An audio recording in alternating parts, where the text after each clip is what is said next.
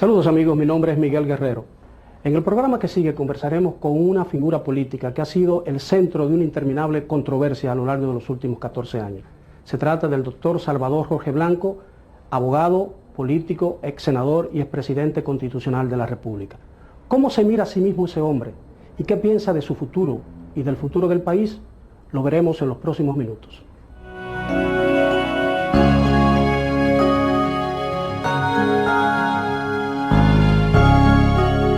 El doctor Salvador Jorge Blanco ganó la presidencia de la República en las elecciones generales del 16 de mayo de 1982.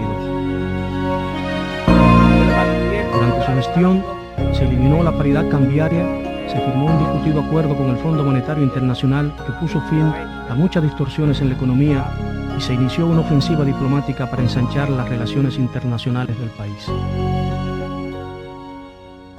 Tras entregar el poder 4 años después a su sucesor, el doctor Joaquín Balaguer, fue acusado por el gobierno de este de malversar fondos públicos y sometido a la justicia por cargos de corrupción.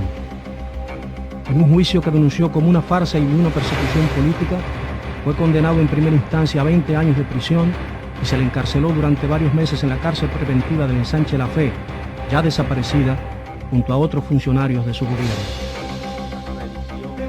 Jorge Blanco, en libertad provisional, espera todavía una decisión judicial sobre el recurso de apelación incoado contra su sentencia.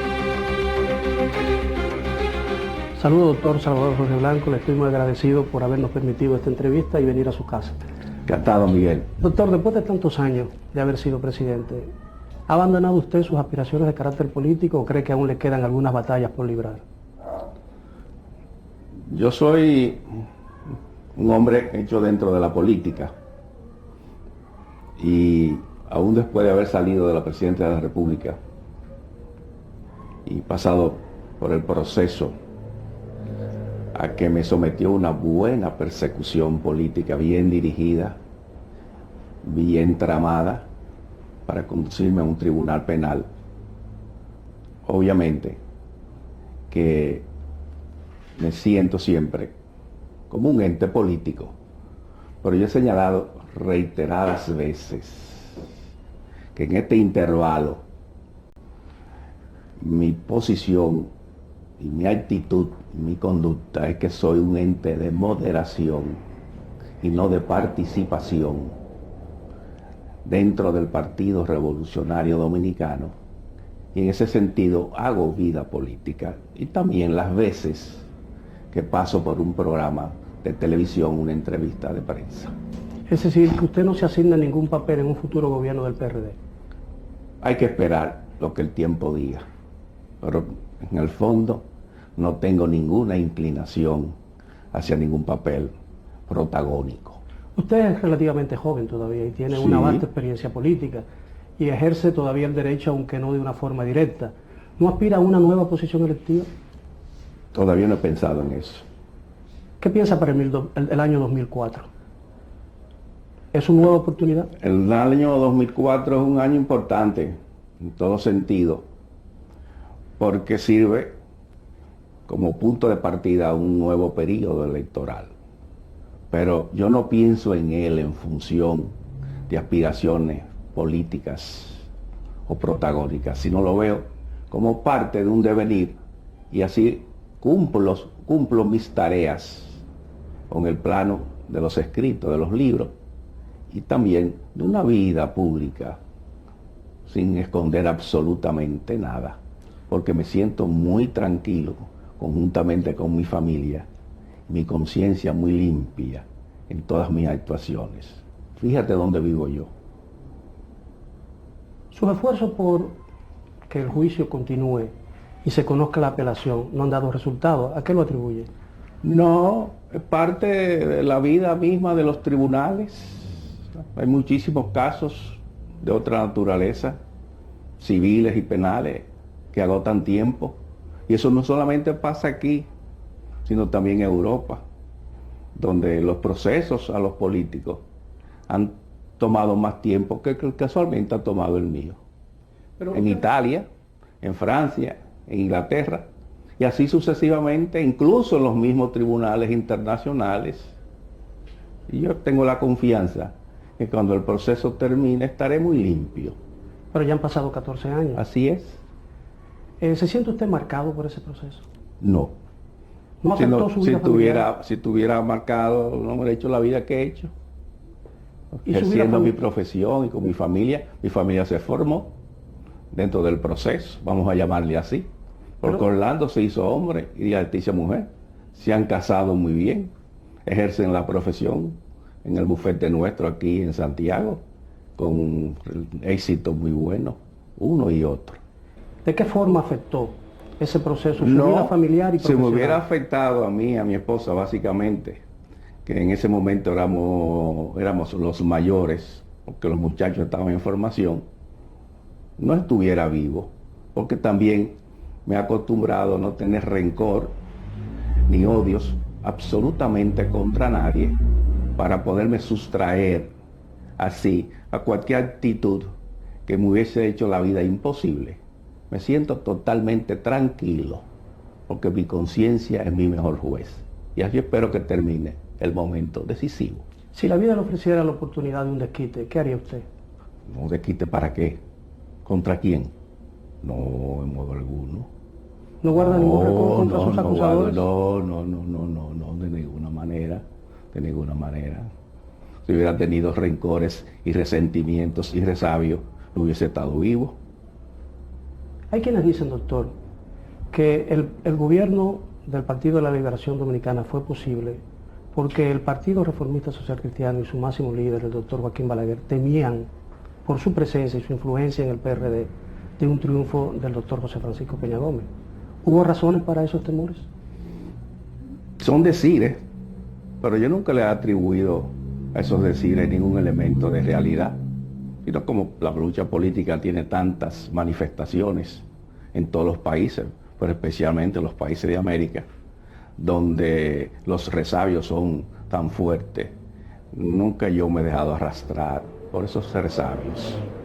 ¿Cree usted que otros presidentes en el futuro pasarán por su misma experiencia? Es difícil de vaticinar y anticipar juicio, donde casos excepcionales uno jamás lo puede constituir como una regla de la convivencia política. Ahora mismo en Chile se ha dado un proceso muy importante. Ahora mismo el candidato del Partido Socialista ganó por estrecho margen y a las horas estaba el candidato conservador Lavín felicitando al presidente Lagos. Y se vio hoy a la esposa de Allende, que cayó con motivo de una sonada, felicitando ya a un compañero de su partido que ha asumido el poder. Y el general Pinochet por ahí anda, se supone que puede llegar a Chile.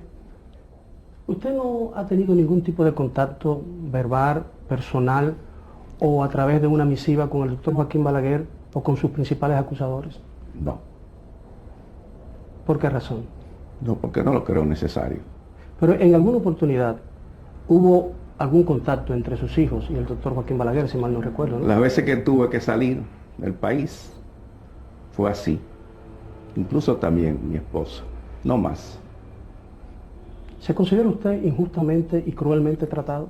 Ya te lo dije a la entrada del programa, que me siento como un verdadero perseguido político que fui al principio del proceso y hasta el momento en que el proceso ha llegado a las instancias supremas del país, que todavía no ha habido una decisión definitiva e irrevocable. Por lo tanto, a mí, independientemente de mi estado y de mi comportamiento y de mi conducta, a mí me ampara la presunción de inocencia. ¿Qué sería para usted, doctor, una reparación justa? Oye, sencillamente que se produzca el descargo. Esa es la mejor reparación, yo no aspiro a nada más que eso. Se dice que la justicia ha mejorado y se le señala como uno de los grandes logros de esta administración. Sin embargo, usted parece considerar que su juicio no habla muy bien de esa justicia, ¿no? No, yo no puedo por eso hacerle una acusación a la justicia. Yo he dicho que mi juicio, como otros tantos, ha tomado un tiempo y hay que esperar que llegue a la decisión definitiva. La justicia dominicana ha llegado a un momento muy bueno con un saneamiento del Poder Judicial. Yo tengo la completa seguridad que si ese saneamiento hubiese existido, para la época en que a mí se me persiguió ferozmente, los resultados hubiesen sido distintos. ¿Cuáles cree usted, doctor, que fueron las causas de esa persecución? Políticas, Si muy conocidas. ¿Temor a que usted regresara como presidente? Eso es un decir. Yo no le atribuyo ningún elemento de fortaleza a ese decir, sino sencillamente que se me escogió para pasar por ese calvario. ¿Le molesta hablar del tema, doctor? No, si me molestara te lo hubiera dicho al inicio. Doctor, Y usted tú tuviste la cortesía de decírmelo que iba a tratar este tema. Doctor, Además tú lo tratas en cierto sentido en tu libro de Al borde del caos, que publicaste con muy buen acierto el año pasado, un libro interesante, bien concebido, de los problemas electorales del 16 de mayo de 1978, en el cual tú dices con mucha propiedad que Peña Gómez y yo fuimos los protagonistas más destacados de todo ese proceso. ¿Cree usted que ahí comenzó la inquina política que según usted se le tiene? No creo. Porque mi papel fue un papel sencillamente o defendiendo la Junta Central Electoral o defendiendo la Suprema. En tu libro tú reproduces el memorial suscrito por mí en la Suprema. Y también señala otras cosas más, pero sin ningún tipo de mayores señalamientos. También tú mencionas la sentencia de que fui víctima, acompañado de otros casos que han pasado de personas que de una u otra manera estuvieron enfrentadas a líderes reformistas. Unos han muerto y otros estamos vivos. Doctor, el doctor Joaquín Balaguer acaba de ser seleccionado nuevamente como candidato presidencial del Partido Reformista. Sí. Y algunas encuestas le atribuyen algún tipo de posibilidad debido a la figura de la segunda vuelta. ¿Qué pasaría si el doctor Balaguer ganara nuevamente las elecciones? ¿Cuál sería? Si el pueblo lo elige, hágase la voz del pueblo, que es la voz de Dios también. Magnífico. Yo aplaudo y admito, no tengo reserva de un triunfo que provenga de las urnas electorales, porque a las urnas electorales se va a ganar y a perder. Yo perdí en el 78, gané las elecciones de senador en el 78, cumplí mi mandato completo, gané las elecciones con el voto popular muy mayoritario en el año 82 y cumplí mi mandato completo hasta el 16 de agosto del 86. Por tanto, si hay una persona aquí que se ha movido dentro del voto, es Salvador Jorge Blanco, en la historia, me refiero, moderna de nuestra democracia. Doctor, si usted me lo permite, vamos a hacer una pausa, regresamos con nuestra interesante entrevista con el doctor Salvador Jorge Blanco.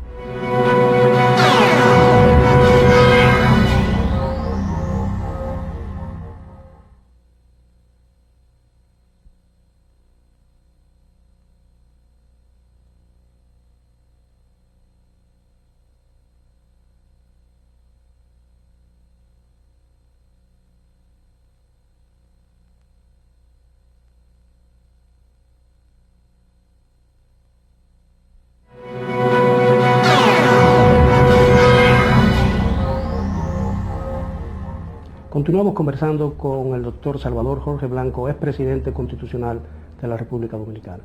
Doctor, ¿es más difícil o qué es más difícil en este país? ¿Ser presidente o ser expresidente? A mí me agradó mucho ser presidente y no me puedo quejar de la expresidencia porque como quiera que sea, siempre he recibido un trato afectuoso de muchísimas personas que estuvieron dentro o fuera del poder cuando fui presidente, de toda mi familia, de mis amistades, de mis relacionados en el ejercicio de la abogacía. Es decir que yo hago una vida muy normal, y con el poder me he tratado en una forma justa y natural. Es decir, que le gustaría volver al cargo.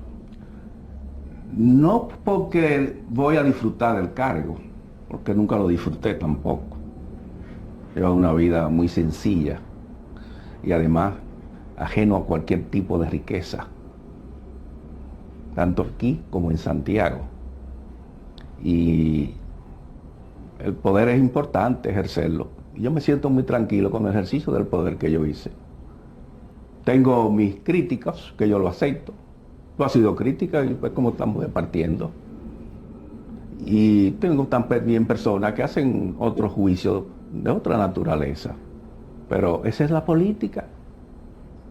No tiene variaciones, salvo el calor o la frialdad con que se ven los enfrentamientos. ¿De qué se arrepiente de haber hecho o de haber dejado de hacer durante su ejercicio constitucional?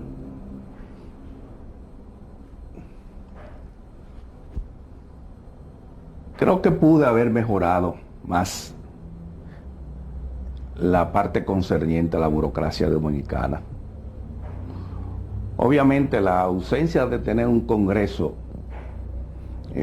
con más solidaridad que el que tuvo impide muchísimas veces hacer modificaciones y transformaciones, sobre todo en un periodo muy apegado a un legalismo. Te pongo un ejemplo ya de materia de burocracia. El autor del Consejo Nacional de la Magistratura soy yo. Esa palabra se oye por primera vez aquí en el año 82-83, con 2 proyectos para modificar la Constitución. En el fondo era una adaptación, que lo es todavía, del Consejo Nacional de la Magistratura de Francia, que haya dado resultados tan beneficiosos al estamento judicial. Sin embargo, eso permaneció ahí, varado, hasta el día del 94, en que se produjo una crisis electoral. Tú vas a tener que escribir otro libro, Al borde del caos, pero con referencia al año 94. Doctor, ¿entiende usted entonces, analizándolo retrospectivamente, que su propio partido no le fue fiel en el Congreso? No hubo solidaridad con una parte del partido, por razones que es necesario explicar. No hubo solidaridad. A mí son personas que han fallecido y no me gusta hacer referencia a nadie que no pueda hacer ninguna contestación, una réplica. Entonces, ese Consejo Nacional de la Magistratura ha dado muy buenos resultados actualmente. La elección hecha por ese Consejo de los Jueces a todos los niveles. El presupuesto del Poder Judicial.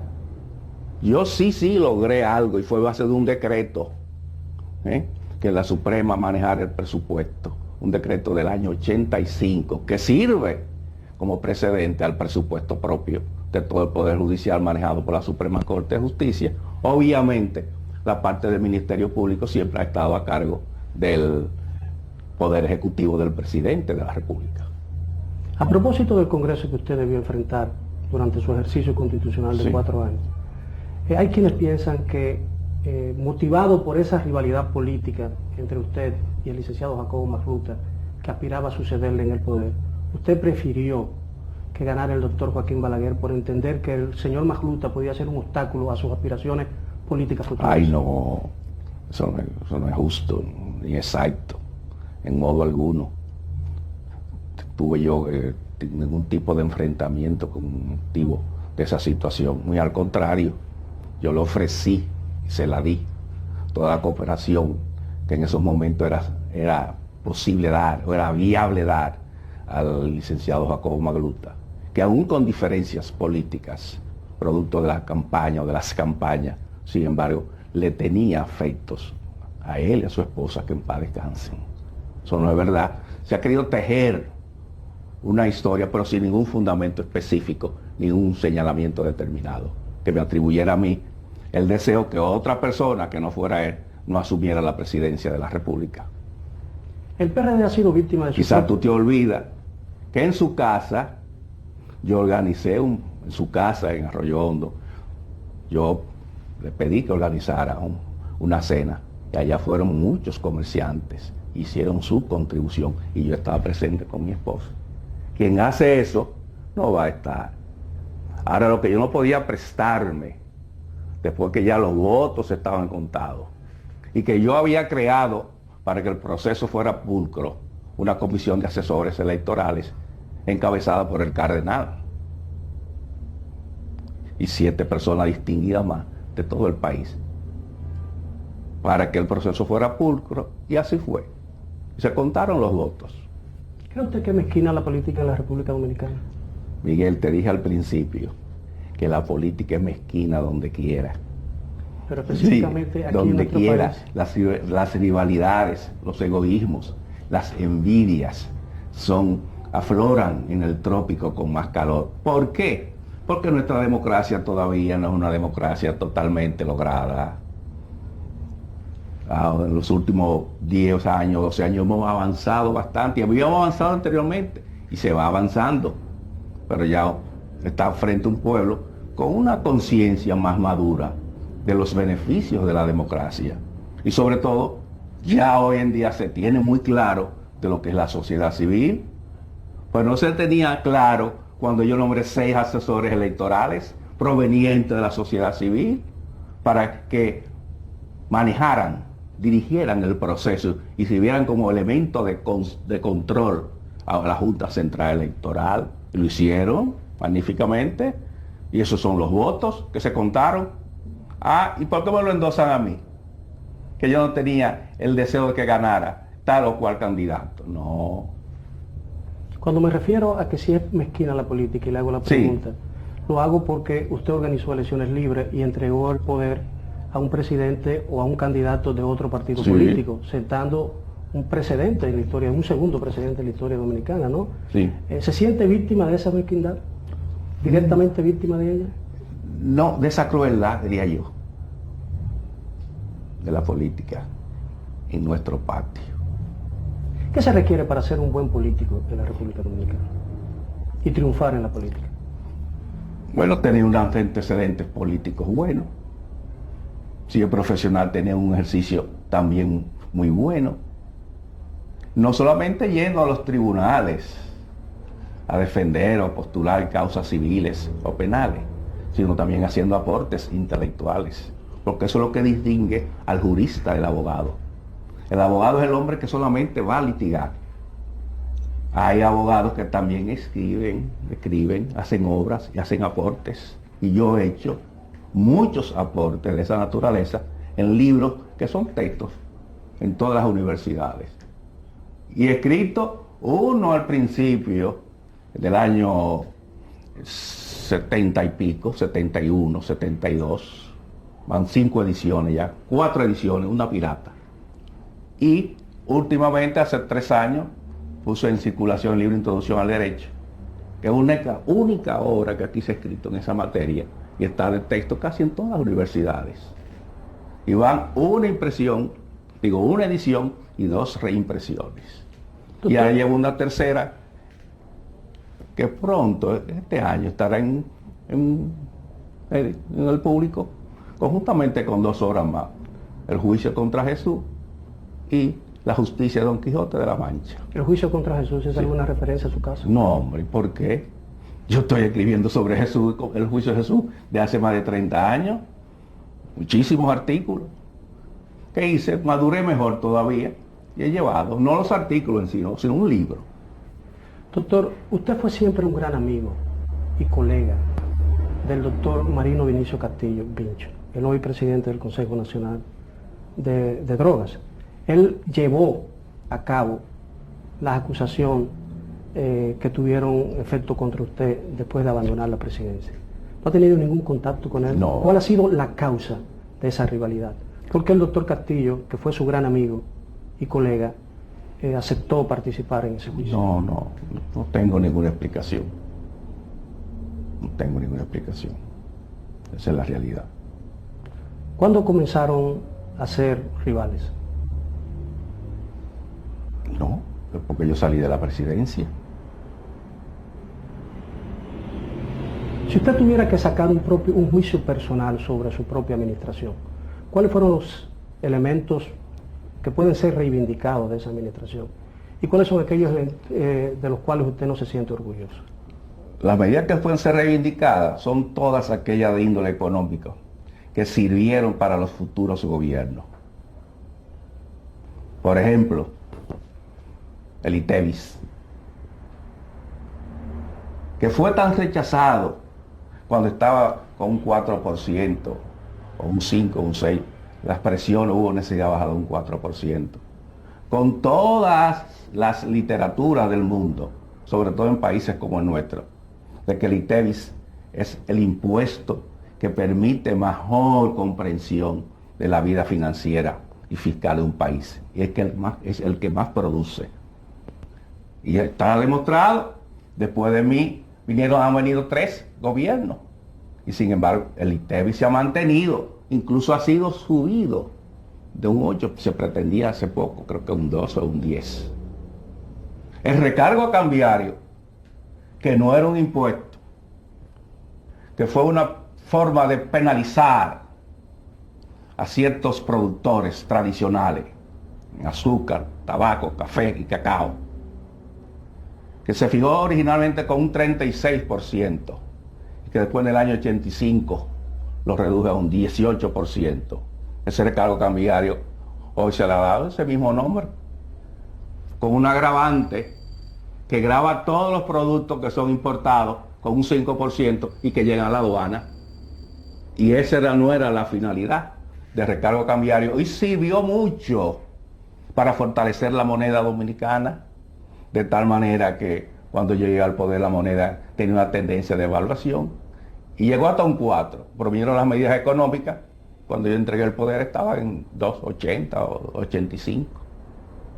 Hoy no, está cerca de un 17. Doctor, si usted me lo permite, haremos otra pausa. Regresamos con el doctor Salvador Jorge Blanco.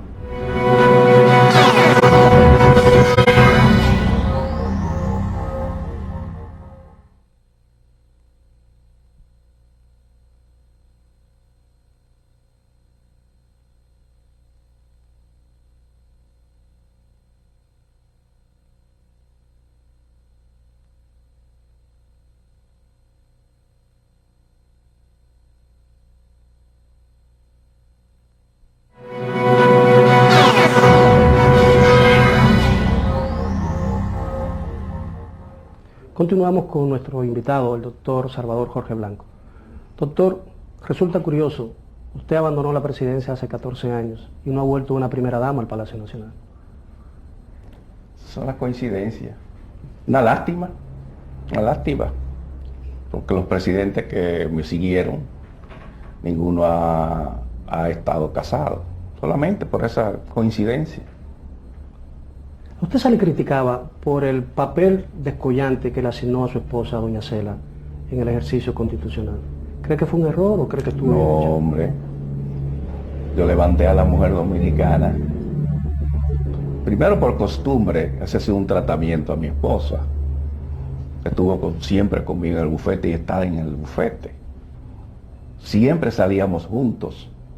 Entonces, lo más natural que, siendo yo senador, o ya finalmente siendo presidente de la República, ella estuviera siempre a mi lado, como una forma también de ayudar y a controlar, a verificar y a recordar en su diario las cosas que estaban siempre pendientes por hacer. Así que yo me siento muy satisfecho. ¿Le resolvió más problemas que los que le causó? Oh, ya no me causó a mí ningún problema. No me causó ningún problema. Yo sí le produje problema a ella. ¿De qué Porque tipo? incluso, de aquí se olvidan, una herencia de ella en el plan Sierra, en la montaña, muy buena, yo hice que ella renunciara. Eso jamás me lo confesó nadie, ni a ella. ¿Se arrepiente de haberlo hecho? No, muy al contrario, porque era una forma de dividir los campos. Mi familia ninguno ostentó ninguna función pública.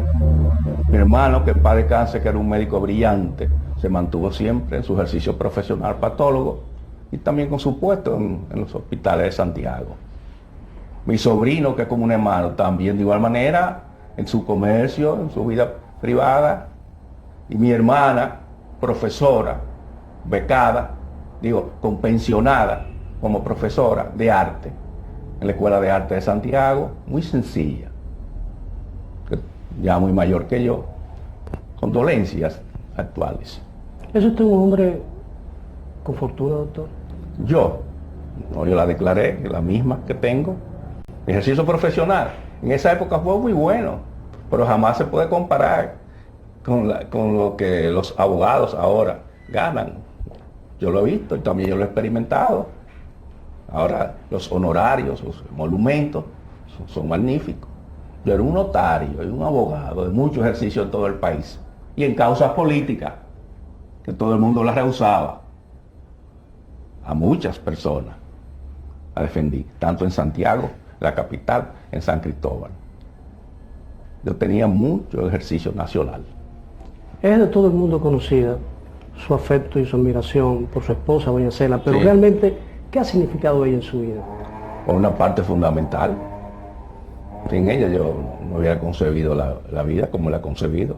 Matrimonio feliz, cariñoso, respetuoso. Los hijos, muy buenos, los dos. Eso es parte fundamental de ella. ¿Fue su única novia? No, yo tuve varias. Una vez me hicieron una entrevista. ¿Cómo la conoció, doctor? ¿Cómo la conoció? ¿A quién? A doña Cela. En un baile, un 31 de edición en el centro de recreo. La sacó a bailar, supongo, ¿no? Sí. ¿La rechazó ella la primera vez? No. Siempre me trató con mucha cortesía y afecto. Y ahí lo tocó Cupido, ¿no? Sí, yo dije, esta es la mía. Para siempre. Sí. ¿Cómo se le declaró? Oh, ¿tú sabes dónde me le declaré yo a mi esposa? En la casa de Salvador Estrella Sadalá, la calle El Sol, esquina Sabana Larga, muy cerca de la iglesia de la Altagracia, porque la esposa de José Morales, que está muerto José Morales, que era abogado, Anay González Mera, es prima hermana de Acela, y ellos se olían algo y me invitaron a pasar un rato ahí donde Salvador, con Urania, que había sido profesora mía, la esposa de Salvador. Urania Muese había sido profesora en la Academia Santana. Y entonces ahí comenzamos nuestras relaciones. Esa es la realidad. ¿Le dijo ella que sí inmediatamente? Ella lo había pensado, hasta ese momento lo había pensado, pero ahí sí me lo dijo.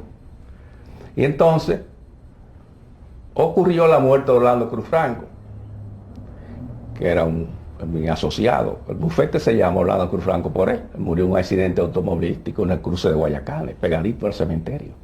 Un accidente terrible, donde murió también otro primo hermano, y otro quedó muy herido, hermano de Juan Guillermo Franco. Le dicen Gogollo, quedó muy herido. Se salvó de chepa, como decimos. Entonces eso me obligó a mí a adelantar el matrimonio, para entonces tenemos una compañía en el bufete, que fue ella. Ella no es abogado, pero ojalá muchos abogados saben lo que ella sabe. Doctor, el 16 de mayo de este año habrá elecciones presidenciales. ¿Qué le deparan al país esas elecciones? ¿Cómo la ve usted desde su óptica de presidente?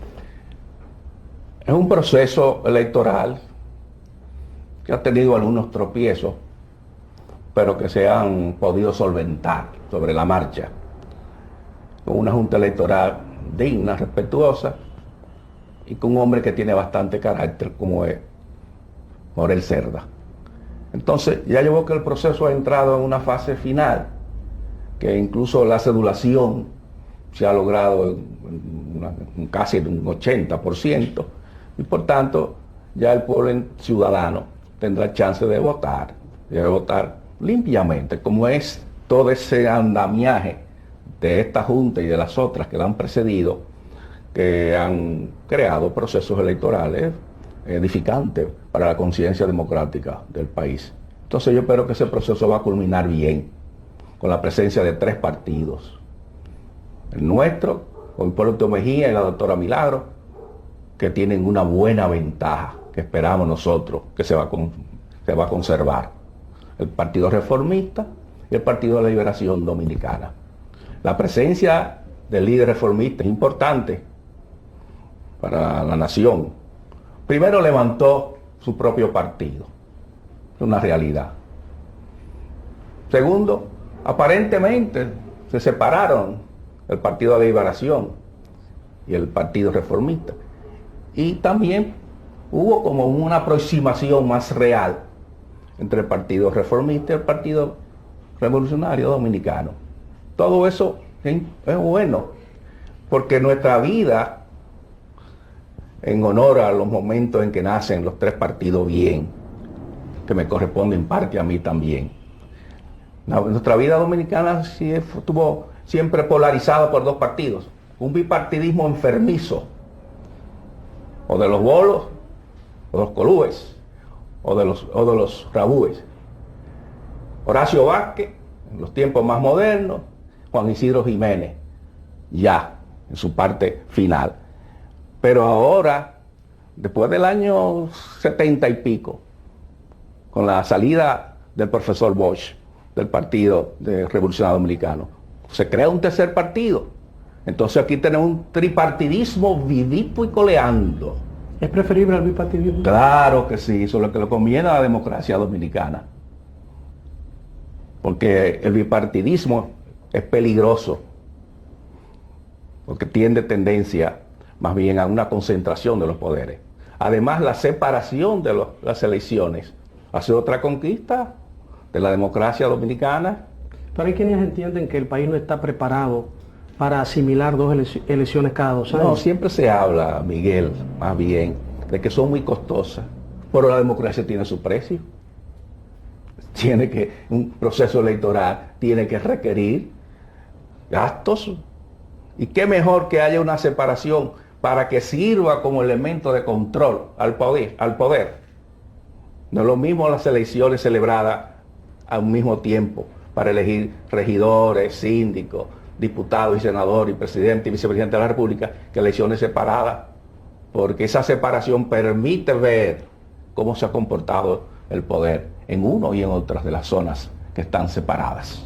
¿Pero apoyaría usted que esa separación se hiciera en un mismo año?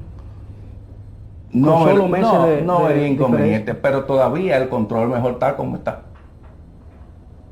1 año, 2 años, la diferencia es mejor.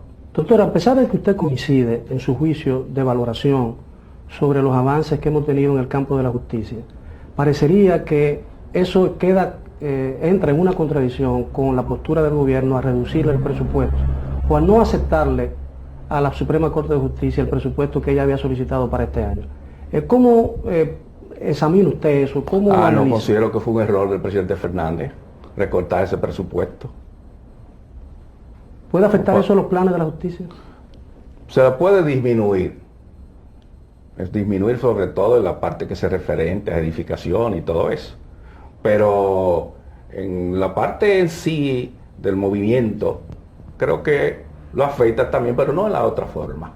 Y creo que esa Suprema y los jueces que han designado en todo el país le está haciendo un papel magnífico con seminarios de superación, inspecciones en los tribunales, aplicación de la disciplina. Los notarios no escapan a eso, porque la anterior Suprema aquí creó 3.800 notarías, un exceso, además, sin ningún tipo de control del material humano que llegaba a unos puestos como eso de ser notario tan delicado. El mismo ha hecho también con los alguaciles, controles. Creo que la Suprema, hay que reconocerle, sin regateo, que ha hecho una buena labor en el tiempo que lleva. Volviendo a la política de las elecciones de este año, Sí. ¿no temen ustedes en el Partido Revolucionario Dominicano que el lanzamiento de la candidatura del doctor Balaguer obligue o fuerce a una segunda vuelta en la cual el gobierno tendría mayores posibilidades? No creo. Las diferencias son muy fuertes, Miguel.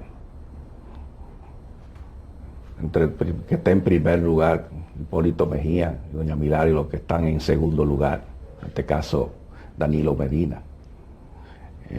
Muy fuerte. Y hay que pensar que si el partido sigue como va, esas movilizaciones que se efectuaron ayer en todo el país, en 5 lugares del país, Santiago, San Francisco de Macorís, la capital, San Pedro y Barahona, fue el pueblo entero que se tiró a la calle. Y el Partido Revolucionario Dominicano marca más todavía su característica de partido de masa. No solamente el que más grande ha tenido el país, sino el más grande de América actualmente. Y cuidado si como partido de masa trasciende otros continentes. Bien, doctor, con su permiso tenemos que hacer una última pausa. Regresamos ya con la parte final de nuestra entrevista con el doctor Salvador Jorge Blanco.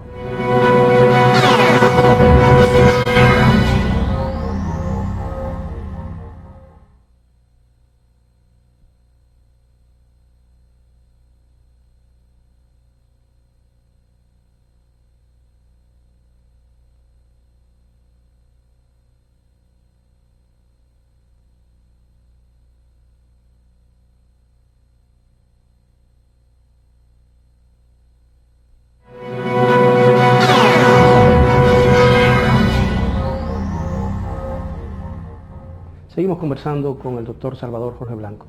Doctor, usted parece muy confiado en el triunfo del candidato de su partido, el ingeniero agrónomo Hipólito Mejía, pero se le critica a la calidad de su discurso político. ¿No puede eso afectar sus aspiraciones presidenciales? No creo. El discurso político de Hipólito Mejía está pegado en el pueblo, especialmente en las masas, del pueblo como tal. ¿Por qué? Porque son expresiones muy sinceras, muy humanas, recogiendo frases de nuestro campo, y él es un hombre del campo, y en el fondo eso es lo que él hace, y lo luce con mucha sinceridad, extremadamente sincero. Yo diría que habla pensando. Y entonces ese discurso ha pegado, independientemente también de que él conoce mucho de todo el sistema de nuestra agricultura, por esas propias razones, además porque fue un secretario de Agricultura exitoso. ¿Por qué tú no lo utilizó durante su gobierno? Yo sí lo quise utilizar, precisamente por eso conocimiento de él del campo, y lo quise enviar como embajador a Israel. Lo digo, esto es un asunto público, y él es el mejor testigo de eso. ¿Por qué Israel y no en el gabinete? Porque Israel en ese momento comenzaba planes, aumentando, incrementando sus planes aquí en el país, y entendía que una percepción de un hombre como él del campo en Israel, viviendo un par de años allá, podía todavía enriquecer más el campo dominicano. ¿Qué alegó él para no aceptar la propuesta? No, que tenías aquí ya su compromiso profesional y su familia y todo eso, solamente por un término muy cordial. Hemos mantenido relaciones cordiales. ¿No se sintió usted ofendido? No, de alguno, de ninguna manera. Porque sucede que la esposa de Hipólito, doña Rosa, es prima hermana de una prima hermana mía, de Tamboril, de Gurajo también. Doctor, y con relación al discurso y a la campaña electoral del candidato oficialista Danilo Medina, ¿comparte usted la acusación o los señalamientos que han hecho otros dirigentes del PRD en el sentido de que se están utilizando recursos del Estado para promover esa candidatura? Eso es verdad, eso es muy ostensible en los elementos que se van ofreciendo en todas sus concentraciones y manifestaciones. Miguel, yo te quiero relatar a ti lo siguiente, que si te olvida eso. En la campaña, cuando Jacobo Magluta era candidato y yo era presidente, ya en el año 86, para abril del 86, la prensa de aquí en ese entonces hizo un gran escándalo, porque le tomaron una foto a una camioneta de la CDE, que en ese momento era administrada por un gran administrador serio, honesto y capaz, Marcelo Jorge Pérez, primo hermano mío. Y con eso se hizo un gran escándalo, que los recursos del Estado se estaban utilizando, porque había una camioneta que apareció en un sitio donde había, creo que algún mitin o algo por el estilo. ¿Qué se necesita o de qué material debe estar hecho un presidente de la República? Necesita mucha tolerancia en cierto momento. Ser tolerante. Necesita de mucho juicio sereno. Ser tolerante y muy ecuánime. Y en eso hay aquí en el país muchas demostraciones de esa tolerancia. ¿O de intolerancia? Y también de intolerancia, ¿verdad, Miguel? ¿Como la que se ejerció contra usted? Bastante, Miguel. En cuanto a la tolerancia, ¿cree usted realmente que vivimos un régimen democrático, real y efectivo? ¿Que vivimos bajo un régimen democrático? He sido muy respetuoso de las libertades, de los excesos naturales que se presentan, pero en términos generales es un régimen. El presidente Fernández es un caballero. ¿Se sintió usted afectado por el síndrome de la soledad del poder en algún momento? No, porque yo me preparé para eso. Yo dije una frase célebre, para mí célebre. El poder es el palacio es una posada que se entra y se sale. Hay quienes tienen un alquiler permanente, ¿no? Eso es verdad, eso es cierto. ¿Ve usted con optimismo el futuro del país o no? Sí, lo veo con optimismo. ¿Aunque pierda su partido? Yo no he concebido que va a perder. pienso reiteradamente, en lo más íntimo, y soy sincero, de que las elecciones Hipólito Mejía las tiene ganadas. Y mi optimismo se aumenta por el porvenir del país en la medida en que Hipólito Mejía y doña Milagros Ortiz Bosch ganen las elecciones el 16 de mayo. Estará muy bien representado el Poder Ejecutivo, muy bien representado. ¿Cuáles son sus planes, aunque hablamos de eso brevemente al comienzo de esta entrevista? ¿Cuáles son realmente sus planes para el futuro? Planes: seguir dentro del partido en mi condición de moderación, expresar mis opiniones cuantas veces sea necesario, íntimamente o así públicamente. Esperando su oportunidad. No esperando la oportunidad, sino sencillamente que el tiempo transcurra y vengan mejores vientos. ¿Cuál es su verdadera vocación? ¿La de político o la de abogado? Yo nací siendo abogado prácticamente. Yo me hice político con las circunstancias del país, especialmente tras la caída de la tiranía, vinieron los aires de la transición democrática, que participé dentro de las personas principales en Santiago y en el Cibao, y también venía con suma frecuencia a la capital. Hice amistad con el doctor Fiallo, una autoridad moral, con Luis Manuel Vaquero, con Manolito Vaquero y otros más de aquí, capitaleños, que se admiraban de cómo la Unión Cívica en Santiago se había desarrollado. Yo fui que dirigí el proceso electoral del 16 de mayo de 1962 en Santiago, y ganamos, de los 5 diputados, ganamos 4, y ganamos la senaduría, y ganamos todos los ayuntamientos de Santiago. Fueron de las pocas delegaciones, Santiago, así, arropado, y una, creo que en La Romana. Eran 6 en total. Y en La Vega había también un diputado. Doctor, algunos colaboradores de su régimen y dirigentes del PRD coinciden con sus críticos en el sentido de que su gran error en el ejercicio de la presidencia fue la firma del tratado o del acuerdo con el Fondo Monetario Internacional, que dio lugar a aquellos famosos disturbios de 1984. Del 24 de abril de 1984. Yo estoy convencido que si esos acuerdos con el Fondo Monetario Internacional no se hubieran suscrito y acordado, con los constreñimientos que se produjeron en el país, actualmente la República estuviera todavía mucho más atrasada. Pero que esos mecanismos fiscales de control permitieron que nuestra moneda se mantuviera en una situación de evitar su deterioro, de devaluarse.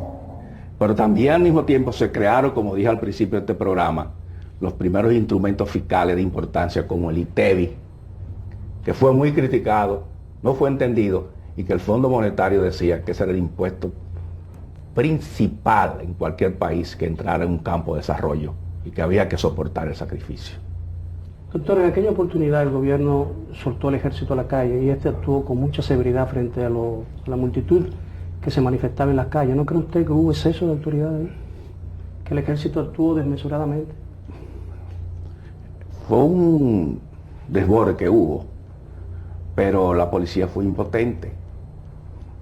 Y cuando la policía es impotente, y el jefe de la policía en esos momentos, General Hermida, en el Palacio, nos lo dijo en presencia de varias personas, entre ellos de Peña Gómez: no tenemos fuerza para contener el desborde, el ejército tiene que auxiliarnos. Así fue que dimos las instrucciones. En ese caso era el general Ramiro, secretario de las Fuerzas Armadas, y tomó la medida.